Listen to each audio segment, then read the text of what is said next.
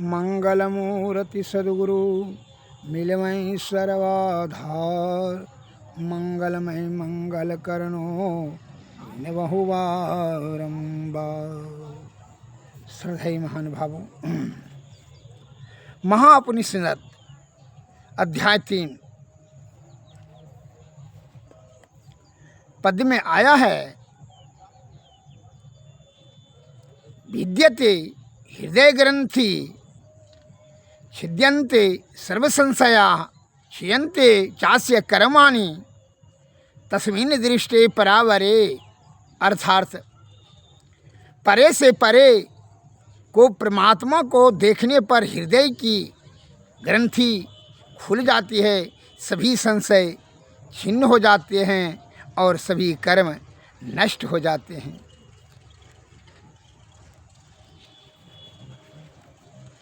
हे भाई, जो आप यह सोच करके प्रसन्न हो रहे हैं कि बहुत हम श्रेष्ठ कर्म करते हैं, कामनी और कंचन को प्राप्त करने के लिए बड़ा उपकार का भाव रखते हैं, बड़ा होशियारी से छल कपट परपन से इंद्रियों की विषयों की आपूर्ति करते हुए और अन्य प्रकार की वस्तुएं हम जमा कर रहे हैं, जिसके कारण से हम अत्यंत बुद्धिमान हैं, ऐसा सोच करके जो झूठी प्रसन्न हो रहे हैं, यह मत भूलिए कि झूठी काया, झूठी माया, झूठी सब संसार रे।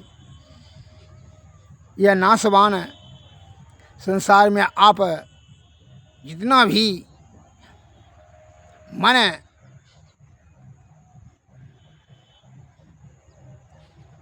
के मुताबिक सभी कार्य सिद्ध करने की जो कुबुद्धि का प्रयोग करते हैं, यह नहीं भूलना चाहिए कि मन सभी इंद्रियों का 14 इंद्रियां, 5 गर्म इंद्रियां, 5 ज्ञान इंद्रियां और 4 अंतःकरण इंद्रियां, मन बुद्धि चित्त और अहंकार। तो यह 14 इंद्रियों का जो श्रेष्ठ मालिक है वह मन है, और मन हमेशा विषय की आपूर्ति करने के लिए ही आपको प्रेरित करता है, क्योंकि मन ही सभी इंद्रियों का मालिक है। और जब तक यह मन की कुसंगति से जीवात्मा नहीं छूटेगा, तब तक सद्गति अर्थात परमगति परमात्मा की प्राप्ति नहीं हो सकती है। जब तक मन माया बुद्धि चित्त काया यह सभी के कुसंगति में पड़ा रहेगा, यह जीवात्मा तो इंद्रियों की आसक्ति होना स्वाभाविक हो जाएगी, और आसक्ति से इंद्रियों की विषय की आसक्ति से जीवात्मा की दुर्गति होती चली जाएगी, और जन्म मरण के चक्कर में फंस करके अनेक प्रकार का दुख को जीवात्मा को भोगना पड़ेगा। इसलिए विषय की आसक्ति का त्याग, ब्रह्म तत्व का दर्शन, सहज समाधि अवस्था बिना सद्गुरु की कृपा से अत्यंत दुर्लभ है। अतः सद्गुरु के शरण में जाकर के ही उनकी कृपा से आप ब्रह्म तत्व की प्राप्ति, विषय का त्याग, सहज समाधि अवस्था प्राप्त कर सकते हैं, और तभी आपका ये जीवात्मा की सद्गति प्राप्त होती है। अन्यथा आप जीवन मरण के चक्कर में फंस करके अनेक प्रकार को दुख को भोगेंगे। यह विषयों की आसक्ति के कारण से कितनी कष्ट झेलना पड़ता है। विषय क्या है? विषय बड़ा बलवती होता है। साधारण मस्तिष्क वाले यह कभी नहीं कर सकता है कि विषय का त्याग, और जब तक का विषय का त्याग अंतर्मुखी अंतर साधना से ही इस स्वरूप की प्राप्ति कर सकने में आप सामर्थ्यवान हो सकते हैं। और जब तक कि विषय की संगति रहेगी तब तक आपकी दुर्गति होगी। कैसे? मैं एक उदाहरण देता हूँ। राजा भर्तृहरि जो ये संसारिक झूठा प्रेम का जो है चक्कर में फंस कर के कितना दुख है जीवात्मा को होता है, इस पर मैं एक लघु कथा बता रहा हूँ। राजा भर्तृहरि का नाम सुने होंगे। वह अपनी छोटी रानी से अत्यंत बड़ी प्रेम करता था। उनके राज्य में एक ब्राह्मण ने तपस्या कर करके एक देवता से अमर फल की प्राप्ति की। वह फल सेवन करने से चिर यौवन, सुंदरता और जवानी और दीर्घ आयुवान उसका दृढ़ रहता, जो वह फल को सेवन करता। तो महात्मा जी ने, ब्राह्मण ने बड़ा तपस्या कठिन कर करके देवता से प्राप्त किए थे। तो ब्राह्मण ने मन में विचार किया अपने आश्रम में आकर के कि अब जितना दिन जिएंगे उतना दिन और कष्ट होते ही चला जाएगा। इससे बढ़िया है कि अब तपस्या करते हुए शरीर का त्याग करना ही, क्योंकि इसलिए उसको विषयों से आसक्ति हो चुकी थी, आत्मज्ञानी हो चुके थे। उन्होंने विचार किया अपने चित्त और बुद्धि से कि इस राज्य का राजा बड़ा बढ़िया है, धर्मात्मा राजा है, यह फल उन्हीं को दे देते हैं, राजा भर्तृहरि को। राजा भर्तृहरि को वह फल देते हुए महात्मा जी ने कहा, राजन, इसको सेवन करने से इस फल को आप चिर यौवन रहेंगे, सुंदरता और जवानी आपका सदैव कायम रहेगा और दीर्घायुवान रहेंगे। इस फल का नाम है अमर फल, हम देवता से प्राप्त किए हैं कठिन तपस्या करके। आप बढ़िया ज्ञानी, बुद्धिमान और धर्मप्रिय दयालु राजा हैं, इसलिए मैं चाहता हूं कि आप इसको सेवन कर लें। राजा ने बड़ी विनम्र भाव से, आदर सत्कार, श्रद्धा प्रेम से उनका स्वागत करते हुए कहा राजा साहब ने कि जी महात्मा जी, ठीक है, सेवन हम कर लेंगे। भोजन पानी कराए महात्मा जी को और विदा किए। कहा ठीक है महाराज, महात्मन हम सेवन कर लेंगे, ठीक, आप जाइए। महात्मा जी चले गए। राजा साहब ने मन में विचार किया, आज जब मन से ही विचार उत्पन्न होता है और मन जिसके आसक्ति होती है, जो मन के अधीन में है वही तो मनुष्य है। जो मन के अधीन में है वही तो आवागमन से चक्कर में फंस कर करके जीवात्मा की दुर्गति कराता है। मन पर विजय प्राप्त करना बड़ा कठिन है। मन पर विजय प्राप्त करने के लिए उपनिषद में बताया जा रहा है कि तीनों पर्दों के पार सुषुम्ना ध्यान करने से विषय वासना धीरे धीरे शांत होता है। सुषुम्ना ध्यान करने से अंधकार और प्रकाश और शब्द मंडल के ऊपर में जो अनाहद शब्द होता है, उसके शब्द में जो ध्वनि होती है, ध्वनि में जो ज्योति है, वही ज्योति में मन को लीन किया जाता है। तभी यह जीव आत्मा विषयों की कुसंगति से छूट जाता है। तब उसको धीरे धीरे आदि शब्द की प्राप्ति होती है। और आदि शब्द की चिदात्मक चौकी है, ईश्वर का दायरा वहाँ से प्रारंभ हो जाता है। जो आदि शब्द सुनने लगता है उसको जीवन मरण के चक्कर में नहीं फंसता है। आदि शब्द वही शब्द जब धीरे धीरे निशब्द में परिणत हो जाता है, वही कैवल्य ब्रह्म पद कहा जाता है।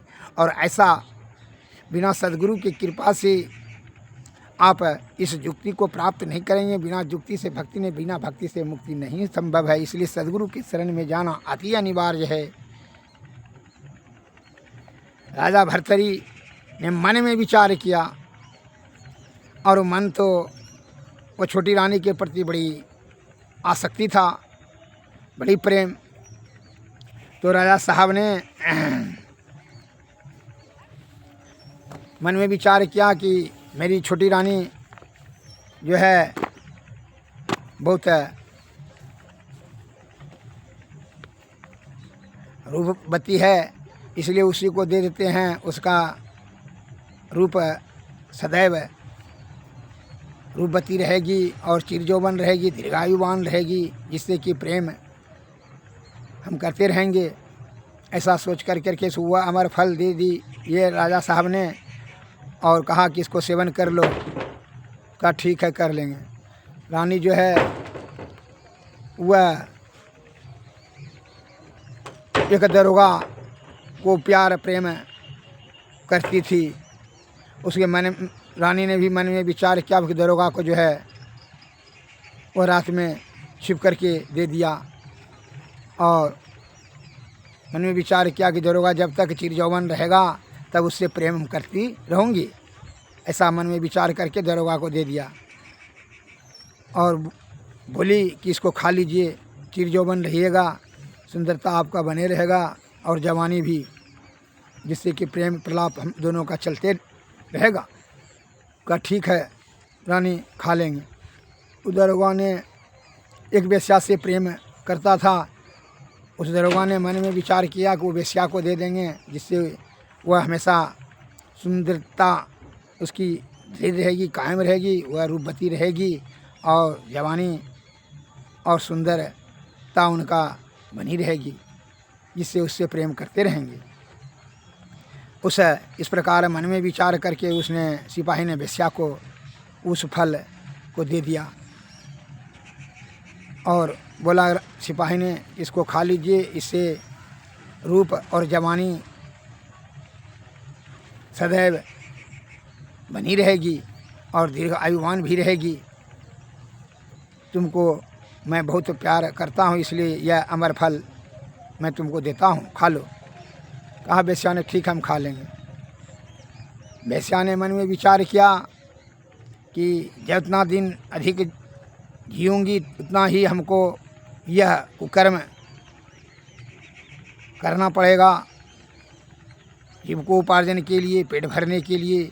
इसलिए ऐसा कुकर्म करते करते उसका मन घिन्न हो गया था, विरक्ति का भाव जाग गया आत्मा में।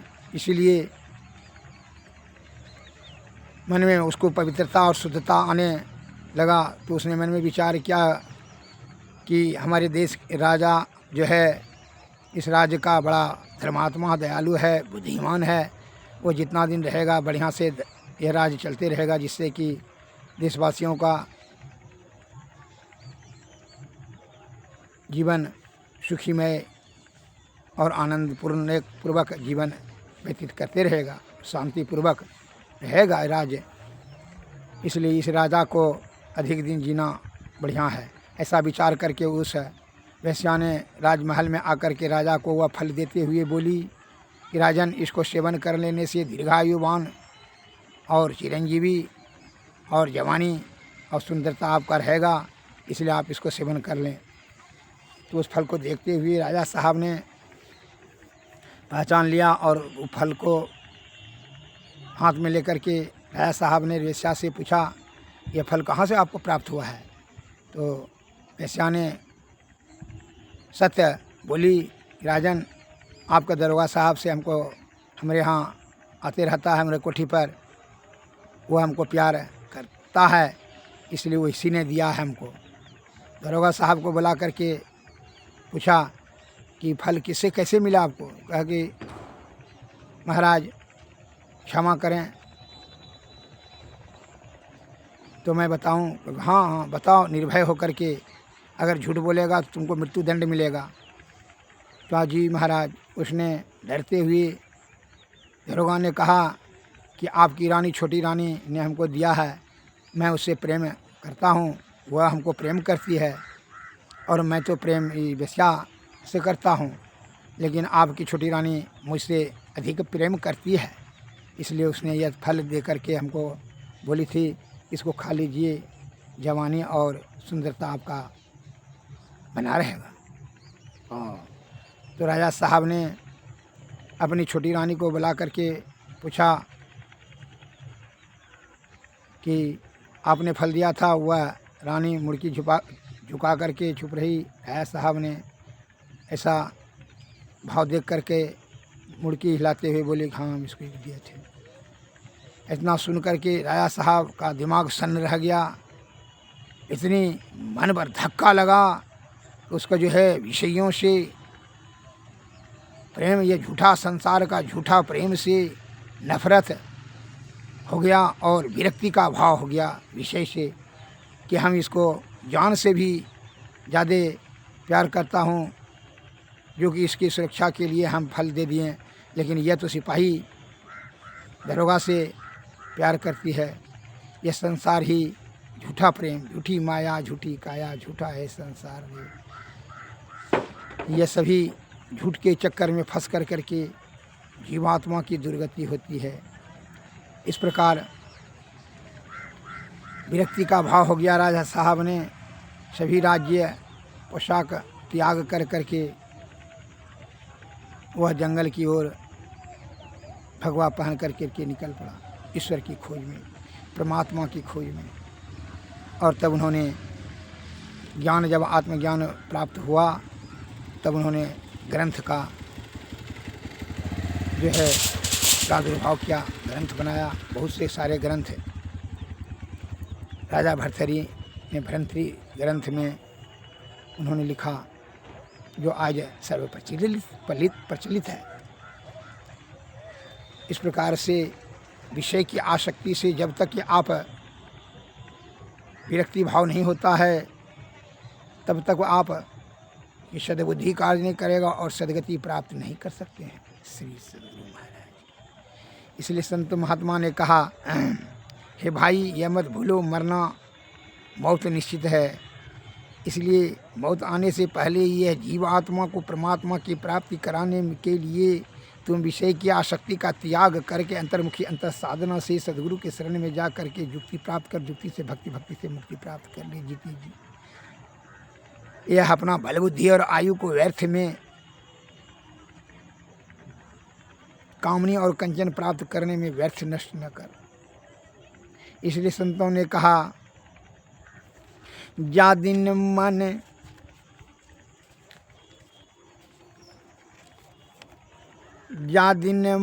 पंछी उड़ी जई हैं, ता दिन तेरे तन तरवर के सब पात झड़ी जई हैं। याद ही का गर्व न करिए, श्यार काग गिद खइए, जा दिन मन पंछी उड़ी जई हैं। तिन नाम तन विष्टा किरमि हो ये नातर खाक उड़इए, जा दिन मन पंछी उड़ी जई हैं, जा दिन मन पंछी। कहाँ है वह नैन, कहाँ है शोभा, कहाँ रंग रूप दिखई हैं। जिन लोगन सो नेह करत हूँ, सो तो ही देख घिनई हैं। जिन पुत्रन को बहु विधि पाल्यो, देवी देव मनई हैं। ताले बांस दियो खोपड़ी में, शीश फाड़ी बिख रही हैं।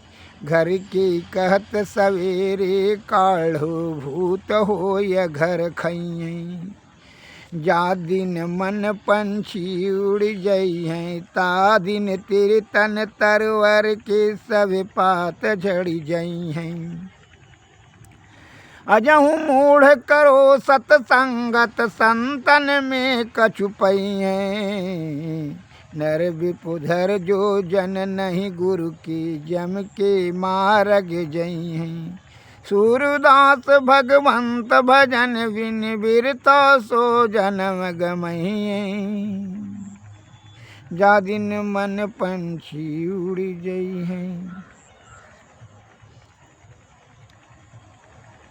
ता दिन तेरे तन तरवर के सब पात झड़ी जई हैं। इसलिए हे संतों, न अब नरन चेतो भली भली, पछताओगे कर मली मली।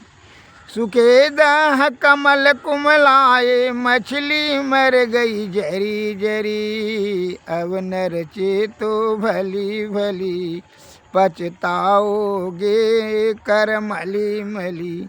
काल शिकारी सबका जीवन, एक दिन खई हैं। तरी तरी तरी दया धर्म ना तन में राखी, पर धन लावे छली छली। भीम अर्जुन पांचों पांडव, गए हिमालय गली गली। औरों की तो क्या गिनती है, राम कृष्ण भी गए गली गली। जनब नर चेतो भली भली, पछताओगे हाथ मली मली। राजा रंग सवे चली गई हैं, रावण जैसे बली बली। सूरदास कह कर जोरी, यह दुनिया है चला चली। अब नर चेतो भली भली, पछताओगे कर मली मली। श्री सद्गुरु। उठ जाग मुसाफिर भोर भई, अब रैन कहाँ जो सोवत है, जो सोवत है सो खोवत है, जो जागत है सो पावत है। टुक नींद से अकिया खोल जरा, अब अपने प्रभु से ध्यान लगा। यही प्रीतिकरण की रीत नहीं, प्रभु जागत है तू सोवत है। जो कल करना है आज कर ले, जो आज करना है वो अब कर ले। जब चिड़िया चुग ने चुग खेत लिया, फिर पछताए क्या होवत है। उठ जाग मुसाफिर भोर भई, अब रैन कहाँ जो सोवत है। नादान भुगत अपनी करनी, ये पापी पाप में चैन कहा। जब पाप की गठरी शीस धरी, अब शीस पकड़ क्यों रोवत है। परमानंद कहे सुन बात मेरी, भक्ति बीज क्यों नो बोवत है। हरि भजन कर मुक्ति पाय, लिया गुरु गंग सदा मन धोवत है। उठ जाग मुसाफिर भोर भई, अब रैन कहाँ जो सोवत है। श्री सद्गुरु महाराज।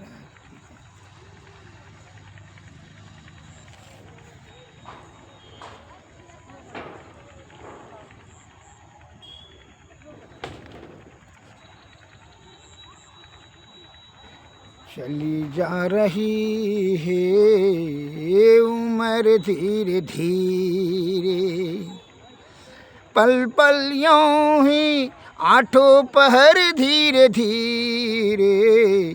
चली जा रही है उम्र धीरे धीरे, जो करते रहेंगे भजन धीरे धीरे, मिल जाएगा सजन धीरे धीरे। वह चली जा रही है उम्र धीरे धीरे। बचपन भी जाए जवानी भी जाए, बुढ़ापे का होगा भैया असर धीरे धीरे। चली जा रही है उम्र धीरे धीरे। तेरे हाथ पाँव में बल ना रहेगा, झुकेगी तुम्हारी कमर धीरे धीरे। चली जा रही है उम्र धीरे धीरे। शिथिल अंग होंगे एक दिन तुम्हारे, फिर मंद होगी नजर धीरे धीरे। चली जा रही है उम्र धीरे धीरे। बुराई से मन को अपने हटा ले, सुधर जाए तेरा जीवन धीरे धीरे। चली जा रही है उम्र धीरे धीरे। श्री सद्गुरु महाराज की जय। श्री सद्गुरु। और तन मंदिर में कीजिए, दृष्टि जुगल कर शन मुख दीजिए। चमकै बिंदु सूक्ष्म यति उज्ज्वल, ब्रह्म ज्योति अनुपम लख लीजिए। जगमग जगम रूप बरमंडा, निरखी निरखी ज्योति तजरी। शब्द सूरतयाभ्यास सरल तर, करि करि सार सवद गही। ऐसी जुगति काया गढ़ त्यागी, भव भ्रम भेद सकल मल छीजी। अब खंडन यारति यह निर्मल करिमे ही अमृत रस पीजी आरती तन मंदिर में कीजिए दृष्टि जुगल कर सनमुख दीजिए। श्री सद्गुरु महाराज की जय। श्री सद्गुरु नमस्कार। जय हिंद।